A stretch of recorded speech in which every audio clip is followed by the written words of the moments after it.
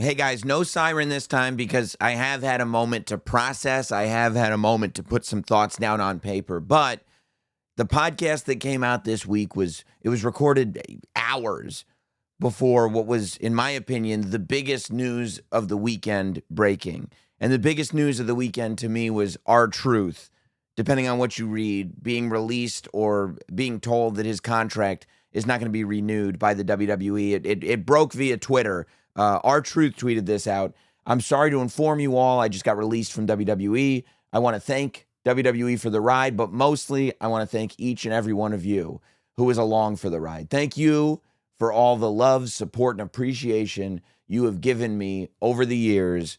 Thank you. And I mean, I think I, like a lot of people, thought it was a joke. Thought it was a joke, not just because, or a hack, a joke or a hack. Not just because of the character that R-Truth plays that is always getting confused. I know there are some people that said this is genius. It was June 1st that this came out. April, May, June. What was he, like 2-3 months late for April Fool's Day? Something like that. And I think the reason that we all thought it was a joke or a bit or his account got hacked or whatever it was because we didn't want to believe R-Truth was not going to be in WWE anymore. It turns out to be 100% true. I hit up R-Truth immediately and said, please tell me your social media account was hacked. He said it was not hacked. So R-Truth gets released or whatever from the WWE. And, you know, I didn't want to come on here and do a straight feelings podcast because we all have the same feelings, right? Sucks. R-Truth is one of the most beloved human beings and characters in the history of WWE, universally so. So I didn't want to do that. And I didn't want to come on here and do some kind of like quasi memorial podcast as if R-Truth was now going to disappear, as if he was gone. R-Truth is a talented, entertaining performer who's going to be able to take his skill set and do whatever he wants with it. I'm sure his career as a music artist is going to continue. I'm sure there's a million things that he can do. So instead, what I thought that we would do is have a conversation about why we have this connection with R-Truth, about why this one hits different, and about the career as of now of R-Truth in the world of professional wrestling. So, I mean, it feels like he's been around forever because he basically has been around forever. He showed up in the WWE over 25 years ago in November of 2000. But when he showed up, he was not R-Truth. He was K-Quick, a new signee that had been in developmental for a reasonably short amount of time before showing up on TV as the new tag team partner of the Road Dogg Jesse James. And there was a lot about K-Quick that was similar, if not identical, to R-Truth. He didn't sing about what's up, but K-Quick was more about getting rowdy. And it was time to move some things. You know, we were all kind of, he wasn't, he was jovial. He was a good guy. He was friendly, but he wasn't ridiculous. The way R-Truth kind of became ridiculous. But him and Road Dogg were that, you know, as DX kind of started to disintegrate, as the New Age Outlaws stopped becoming a thing, what was next for the Road Dogg? It was this tag team with K-Quick, and K-Quick coming in, rejuvenated Road Dogg, but also Road Dogg was able to give that rub to this new superstar, K-Quick. As ironic as it is, with the confusion that he would later have with Shawn Michaels and Triple H, he was actually part of like these quasi D-Generation X reunions that would pop up here and there with like, X-Pac and Billy Gunn and all of them. That lasted for about a year before he then went into singles as K-Quick in like whatever it was, 2001, 2002, or 2001, and did his thing. You know what I mean? He won, ironically, the Hardcore Championship a couple of times, but lost both times due to the 24/7 rule, which would certainly come back to both work in his favor and haunt him later in his wrestling career. But he did end up getting released. And in 2002, headed over to what was then known as NWA TNA, the organization that we now know as TNA, in its kind of early incarnations as NWA TNA. And when he showed up in NWA TNA first, he was K Crush. And then pretty quickly, he became a more serious, angry character named Ron the Truth Killings. Ron the Truth Killings would pretty quickly into his NWA TNA run win his first NWA World Heavyweight Championship. And this was this first kind of larger look at the fact that K-Quick, Ron the Truth Killings, had this ability to be this kind of lead character. He would hold that title for a couple months, and after losing the championship, he went on to form 3 Live Crew, which he did with Conan and Road Dogg Jesse James, who was then in TNA, and 3 Live Crew would end up winning the NWA Tag Team Championship. Truth ended up getting a second run as the NWA World Champion, and during his time in NWA TNA, he worked with Sting, he worked with AJ Styles, he worked with Jeff Jarrett, he worked with Pac-Man Jones. Remember when Pac-Man Jones came in?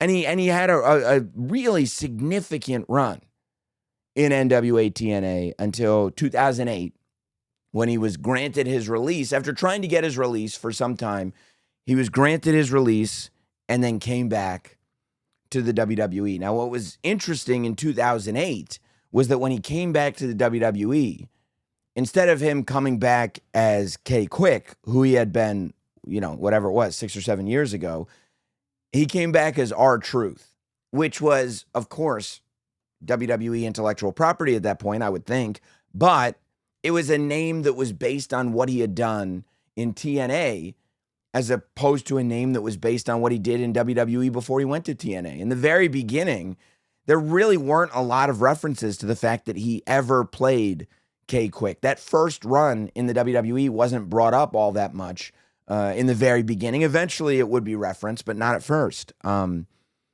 He was this is how long R-Truth, even as R-Truth, has been a part of WWE and a part of our lives as WWE fans. He was debuting Drew McIntyre's first feud was R-Truth.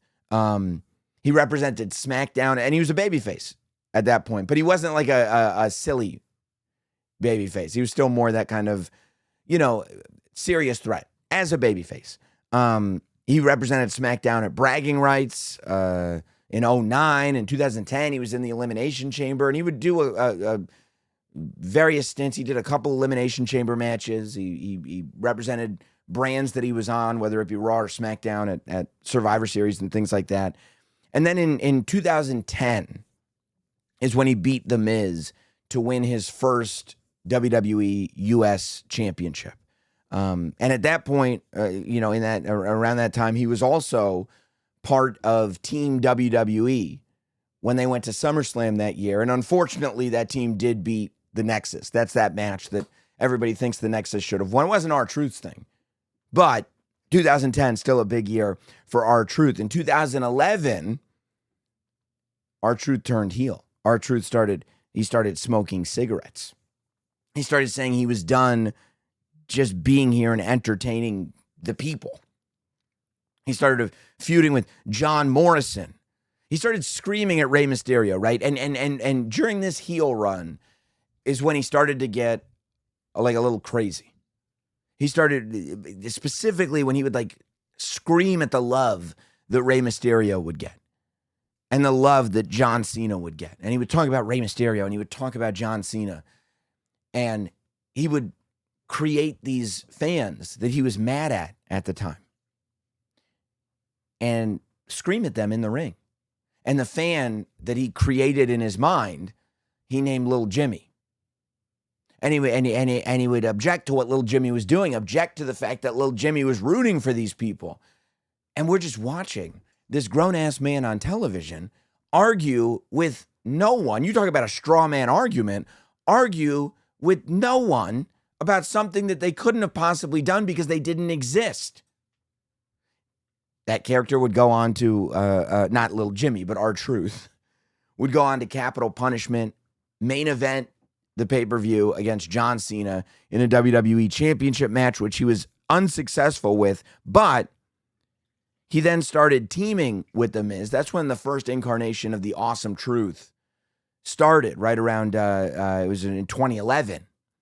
And the Awesome Truth's first big match was at Survivor Series that year in Madison Square Garden, when it was The Miz and R-Truth that faced John Cena and The Rock, which was The Rock's first match back on the road to that first match at WrestleMania 28 with John Cena. Before they stopped there, they were going to have to figure out if they could team in Madison Square Garden.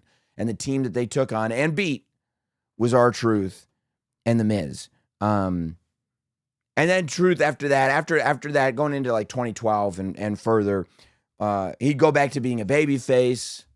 He'd feud with The Miz. He teamed with Kofi Kingston. A lot of people don't remember that R-Truth and Kofi Kingston not only teamed together and were a substantial tag team, but they won the tag team championship in 2012 and had several significant rivalries. He was kind of a mainstay of the babyface roster for the next couple of years. And then he started, he at one point he was tag teaming with Goldust. Then he was feuding with Goldust. The Golden Truth was also a tag team. But this is when we start thinking more about those like the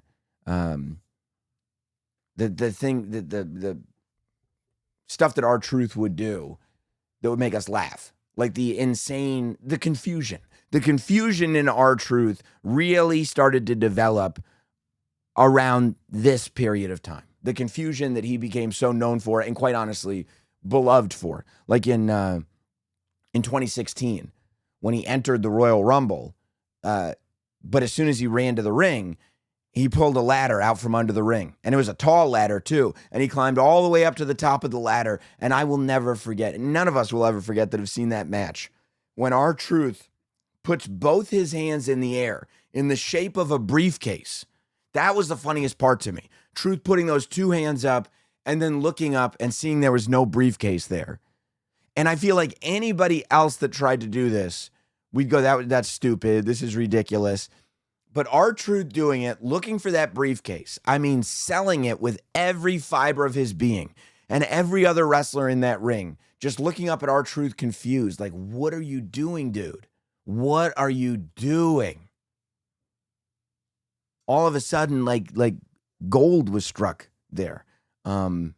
He before the pandemic, he was working with Carmella a lot. At one point, he was dressing up like Carmella. This was around the same time, of course, that the 24/7 championship was introduced.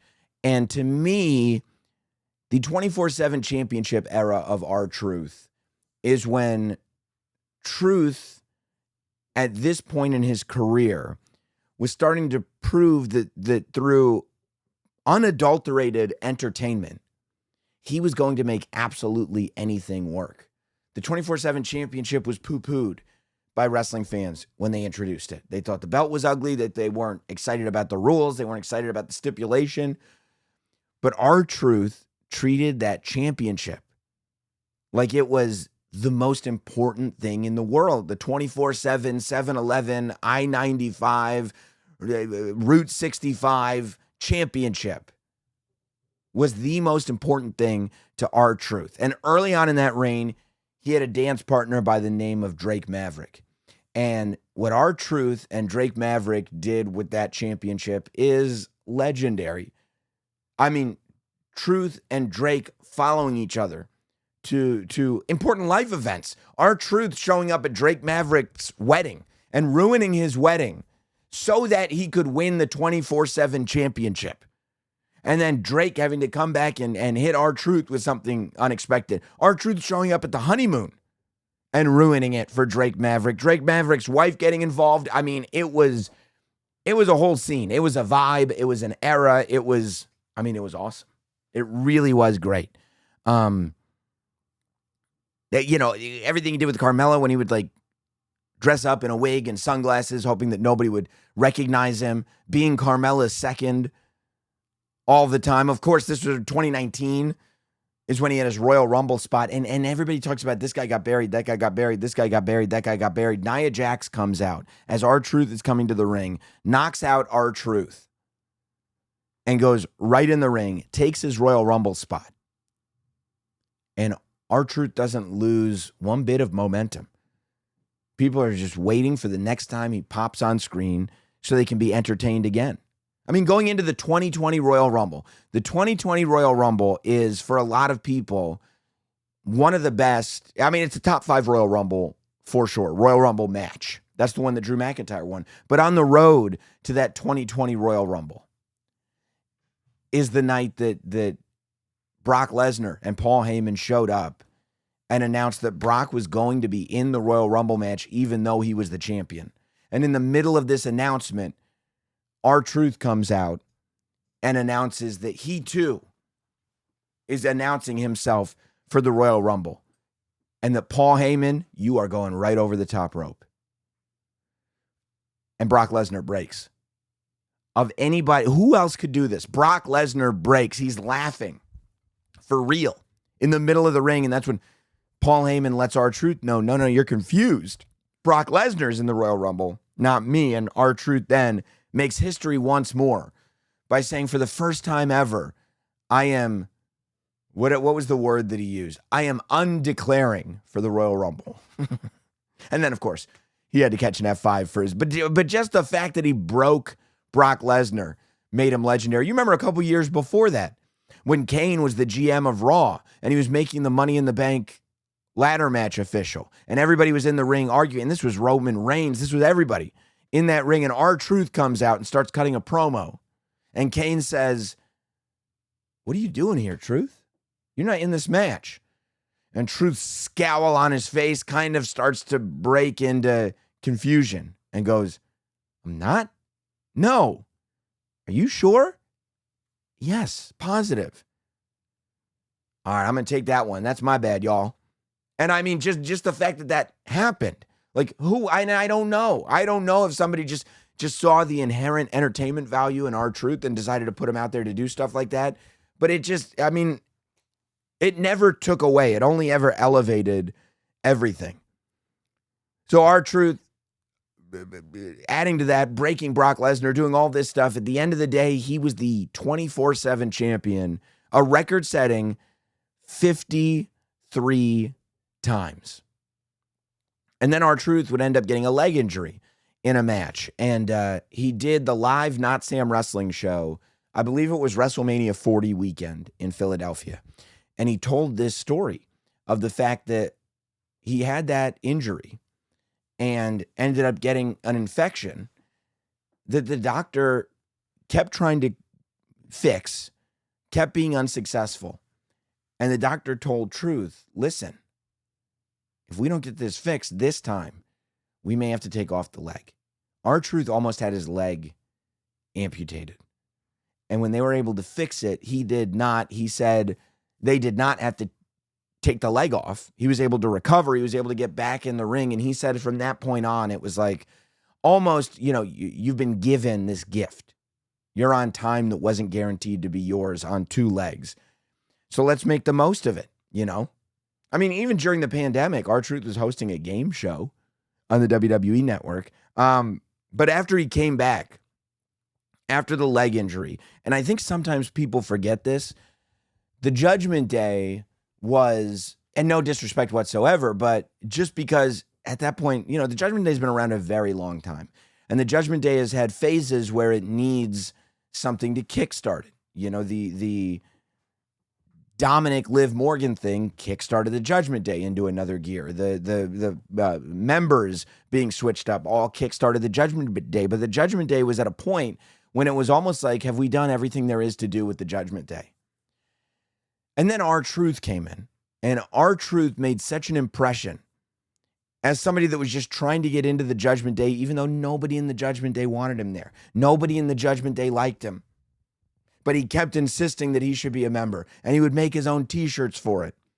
It not only rejuvenated the entire Judgment Day faction, but R-Truth's merchandise, the t-shirts that he was making, where it was like the list of the Judgment Day members and then R-Truth written there, R-Truth calling Dominic Tom and Nick Mysterio, all of this, at that point in whatever it was, 2023, maybe 24. Yeah, it was 2024, right? Because it was WrestleMania time last year, or maybe a little before that. 2023 and 2024 made R-Truth the top merch seller in the WWE, all because of this stuff he was contributing to the Judgment Day and everything. He would end up finally taking the hint from the Judgment Day, but in the process, turned the Miz babyface. The Awesome Truth reformed as a babyface tag team, and they won the Raw Tag Team Championship at WrestleMania 40, which would be renamed. And by the way, the fact that after his Royal Rumble Money in the Bank confusion in 2016, in 2024, he goes to WrestleMania and wins a ladder match to win a championship at WrestleMania 40. And that championship becomes the WWE World Tag Team Championship, the World Tag Team Championship that's defended on Raw now. Miz and R-Truth were the first to hold that championship. You know, they wouldn't hold it forever, but the confusion would continue. Of course, at one point, Miz would turn on Truth. Truth would confuse Tommaso Ciampa for Triple H, and when he confused Tommaso Ciampa for Triple H, he saw Tommaso Ciampa's tag team partner, Johnny Gargano, and would go, well, then that must be Shawn Michaels, and would think they were Triple H and Shawn Michaels. And I tell you, just the fact that R-Truth kept thinking that Ciampa and Gargano was actually Triple H and Shawn, even when R-Truth was in the ring accepting the tag team championship, and he looked at Triple H and said, I know you're Tommaso Ciampa, it elevated Gargano and Ciampa. It was great. It was awesome. And then finally, after this inside joke that had been going on for years, and at first it wasn't even on television, R-Truth would do these interviews, and he did one with me, where he would insist that John Cena was his childhood hero. He would insist that he grew up watching John Cena. And that ended up spilling onto TV only a month or two ago, when John Cena was a heel, and everybody hated him except R-Truth. R-Truth still had signs that say, let's go, John. John would end up putting R-Truth through a table because R-Truth wouldn't stop talking during the press conference after Backlash. And at Saturday night's main event, during John Cena's farewell tour, we got to see R-Truth versus John Cena. And while John Cena was successful, later that night, it was the return of Cody Rhodes. And then, I mean, all the way up until the end, even in his last, as of now, moment in WWE, he referred to JC Mateo as Solo Sikoa's son, told him he was husky, and then told the Samoans they were all big-boned before losing to JC Mateo. And then the news comes out that R-Truth has been released from the WWE. And it struck a chord with everybody for a lot of reasons. I mean, we've been on a hell of a journey, and this is broad strokes over everything R-Truth has done in this world of professional wrestling. We're just scratching the surface with this guy. But I think he's capable of more. I think the idea of John Cena potentially turning babyface before the end of this run, people are going to want a reunion with R-Truth in some way, shape, or form. I think R-Truth is a guaranteed WWE Hall of Famer. I think as a legend, R-Truth has a tremendous amount to contribute. And quite frankly, wrestling is a variety of things. Even if R-Truth said, and I don't know if this is how he feels, R-Truth is still wrestling matches. If R-Truth said today, you know what, that JC Mateo match, that was my last in-ring match. If you told me it was just backstage vignettes with R-Truth going forward, I'd still keep him around for years upon years because he's that good. I look forward to what's next for R-Truth. He has contributed so much to the entertainment of all of us. And I would say that all we should be doing is supporting this man in everything that he does going forward because of everything that he's given to us. So now you know my feelings about R-Truth.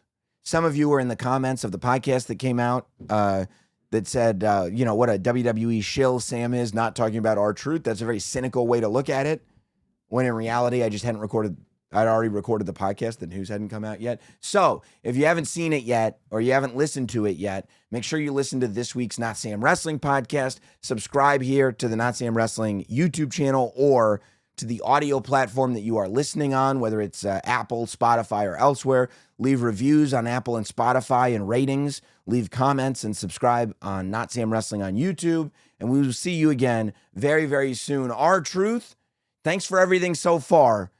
I can't wait to see what's next.